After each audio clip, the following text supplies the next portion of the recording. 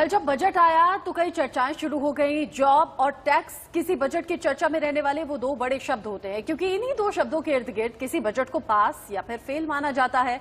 Budget 2021 को लेकर लोगों का यही नजरिया था। कोरोना काल में बेहाल नौकरी पेशा लोग जहां टैक्स में राहत के लिए टकटकी लगाए हुए बजट पर नजर गड़ाए हुए थे। बिल्कुल, तो वहीं इसी दौरान कई नौकरी गंवा चुके लोगों को बजट से रोजगार के सृजन की आस थी। इस बजट में रोजगार और टैक्स छूट को लेकर क्या कुछ था, ये रिपोर्ट देखिए।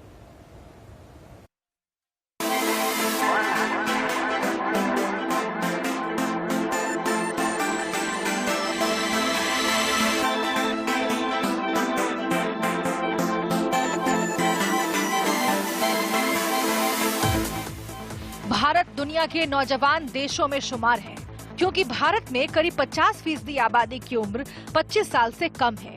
यानी देश में एक बड़ा वर्क फोर्स है और निरंतर एक बड़ी आबादी रोजगार पाने के लिए तैयार हो रही है।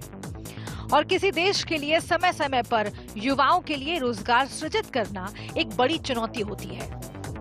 बजट में नौकरियों के सृजन और रोजगार के लिए अर्थव्यवस्था में भारी निवेश का ऐलान तो नहीं हुआ, लेकिन ऐसी कई घोषणाएं हुई जिससे जॉब सेक्टर को बूस्ट मिल रहा है।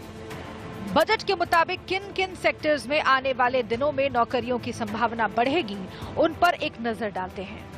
बजट के ऐलान के मुताबिक देश के विभिन्न राज्यों में चल रहे सार्वजनिक परियोजनाओं में युवाओं को नौकरी दी जाएगी। इसमें पश्चिम बंगाल में चल रहे NH प्रोजेक्ट में बड़े पैमाने पर भर्तियां होंगी। शिपगार्ड में युवाओं को ट्रेंड करके वर्कफोर्स को जॉब की गारंटी मिलेगी। तो वहीं मेट्रो परियोजनाओं में रोजगार के अवसर बढ़ाने पर खासा जोर है, खासतौर से चेन्नई मेट्रो प्रोजेक्ट में। Led by the Prime Minister, stretched its resources to deliver for most vulnerable sections of our society, the poorest of the poor, the Dalits, the tribals, the elderly, the migrant workers and our children. The Pradhan Mantri Garib Kalyan Yojana, the 3 Atmanirbhar packages and announcements made later were like 5 mini budgets in themselves.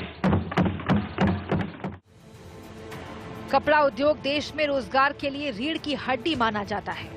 Gujarat, Punjab, Maharashtra जैसे राज्यों में एक बड़ी आबादी इसी क्षेत्र से जुड़ी हुई है।